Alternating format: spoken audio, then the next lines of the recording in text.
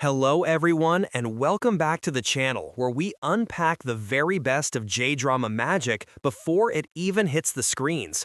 Today, we're talking about something that's got the entire fandom buzzing just hours after the announcement dropped: Moka Kamishiraishi's explosive debut in her first terrestrial TV drama series, co-starring none other than the ever-reliable Toma Ikuta in this charming age-gap romantic comedy called We're Worse at Love Than Pandas. If you've ever felt like your love life could use a lesson from the animal kingdom, or just needed a feel-good story to curl up with on a Saturday night come January 2026, then buckle up because this one's going to be a treat. Let's dive right in and explore why this pairing feels like the perfect storm of fresh talent meets seasoned charisma, and how it's poised to deliver not just laughs, but some genuinely insightful commentary on modern relationships. First off, let's set the scene with the announcement itself, because timing is everything in the world of J-dramas, and this one couldn't have landed at a better moment.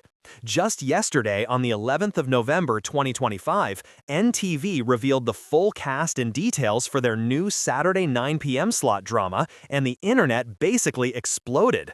For those who might have missed it, this is the first time Moka Kamishiraishi, a young actress who's been lighting up the big screen and even streaming platforms, is stepping into the lead role of a major network terrestrial series. Up until now, her work has been mostly in films and specials, where she's shown this incredible range, from heartfelt coming-of-age tales to subtle emotional powerhouses. But terrestrial TV, that's a whole different beast, with its weekly rhythm and broader audience reach. Pairing her with Toma Ikuta, who at 40 brings this wealth of experience from over 2 decades in the industry, feels like a masterstroke by the producers. It's not just about star power, it's about creating that spark of contrast, the kind that makes age gap stories so endlessly fascinating. Because let's face it, who hasn't rooted for a romance that starts off feeling utterly improbable? Now, to really appreciate this, let's talk about Moka Kamishiraishi, because her journey to this point is nothing short of inspiring. Born in 2000 in Kagoshima, she's one of those rare talents who burst onto the scene as a teenager and just kept evolving.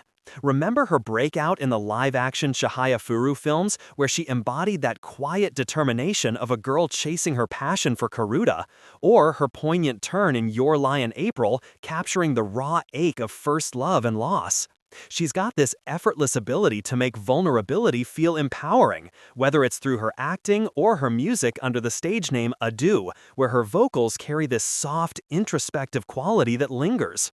But here's the thing with We're Worse at Love Than Pandas: Moka isn't just playing a relatable 20-something, she's embodying Shibata Ichio, an editor who's hit a wall in her career right after her company's big entrance ceremony when her dream fashion magazine gets shelved. It's a role that mirrors so much of what young professionals face today: that sudden disillusionment, the pressure to pivot and find meaning amid the chaos. And I can't help but think Moka's natural empathy will bring Ichio to life in a way that feels achingly real. Imagine her wide-eyed confusion turning into quiet resolve as she dips her toes into ghostwriting a love advice column for her idol, the glamorous model Haizawa Aria. It's the kind of setup that screams rom-com gold, but with Moka at the helm, it promises layers of self-discovery that go beyond the fluff. And speaking of contrasts, enter Toma Ikuta as Associate Professor Shido Tsukasa, the man who's more at home decoding the mating dances of exotic birds than navigating a coffee date. Toma's career is a testament to versatility, isn't it? From his idol days with Johnny's entertainment group Johnny's West, to stealing scenes in heavy hitters like the Hana Yori Dango series, where he played that brooding intensity so well, or more recently his nuanced portrayal in Price of Passion, a drama that tackled corporate intrigue with a sharp emotional edge. At 40, he's hit this sweet spot where he can do brooding heartthrob one minute and eccentric oddball the next, and that's exactly what Shido calls for. This character is described as super cool and handsome on the surface, but underneath, he's this delightful weirdo whose expertise lies in animal courtship behavior, not human romance. Picture him launching into a passionate monologue about why pandas are notoriously bad at love. Only 1 in 10 mating attempts succeed for them, because of their picky nature and short fertile windows, all while Ichio stares in bemused horror, realizing her so-called love expert is basically a walking TED Talk on zoology. Toma's got that dry wit and subtle physical comedy down pat, from roles like in the film Close-Knit, where he balanced tenderness with quirkiness, and I have a feeling he'll infuse Shido with this infectious enthusiasm that makes even the most bizarre facts endearing. It's the kind of performance that could steal every scene, but also leave room for his co-star to shine, which is crucial in an age gap dynamic like this. So what makes the plot of We're Worse at Love Than Pandas tick in a way that feels fresh yet timeless? Adapted from Kazuaki Sena's novel published under Kodansha Bunko, it's got this clever hook where Ichio's quest for romantic wisdom collides head-on with Shido's animal-centric worldview, leading to a series of mishaps and revelations that tackle everything from workplace burnout to the awkwardness of modern dating.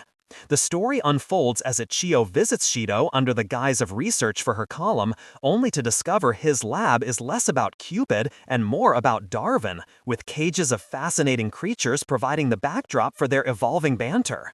As they delve into various reader dilemmas, think unrequited crushes or balancing ambition with affection, the drama draws parallels to animal behaviors, offering these quirky hints for life that are equal parts hilarious and profound. Why do some birds perform elaborate dances to woo a mate, while others rely on flashy plumage? It's a metaphor for how we humans overcomplicate our own pursuits, isn't it? And the scriptwriter Nemoto Nonji, who's penned gems like Omusubi and the police procedural Hakozuma, knows exactly how to weave that humor with heart. Directors Suzuki Yuma, Matsuda Kento, and Nayashiro Yuji bring a visual flair that's family-friendly too, with cute animal cameos that promise to melt even the cynic's resolve.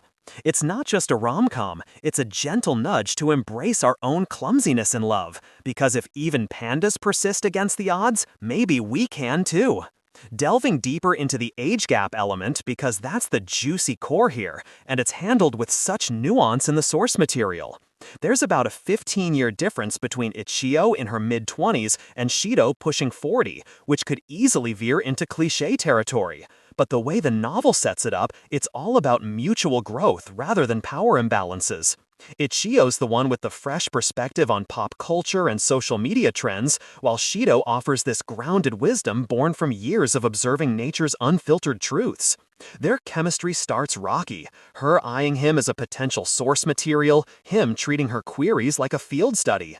But it blossoms through shared vulnerabilities, like her fear of professional irrelevance mirroring his isolation in academia.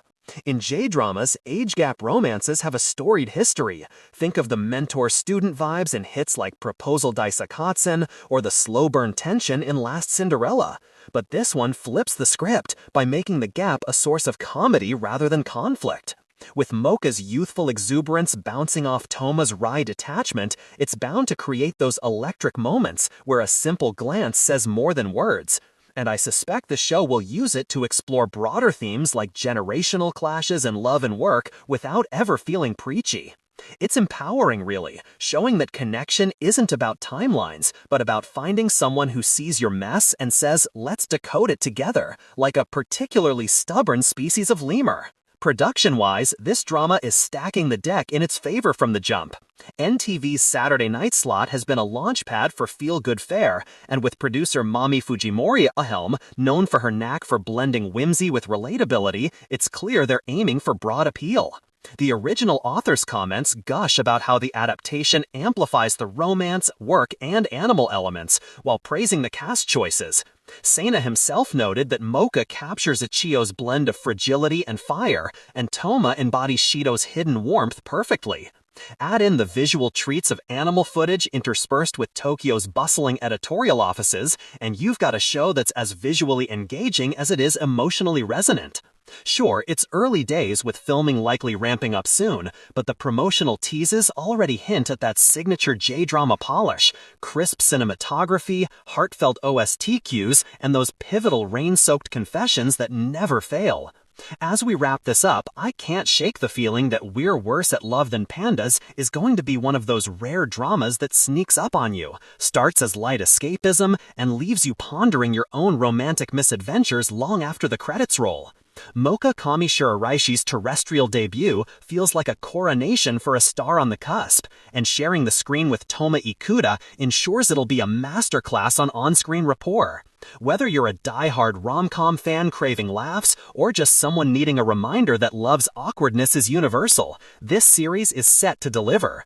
So mark your calendars for January 2026, tune in Saturdays at 9 p.m. on NTV, and let's chat in the comments. Are you Team Ichio or Team Shido from the jump? Or do you think the pandas will steal the show? If you enjoyed this breakdown, smash that like button, subscribe for more J-drama deep dives, and I'll see you in the next one where we might just dissect another budding obsession.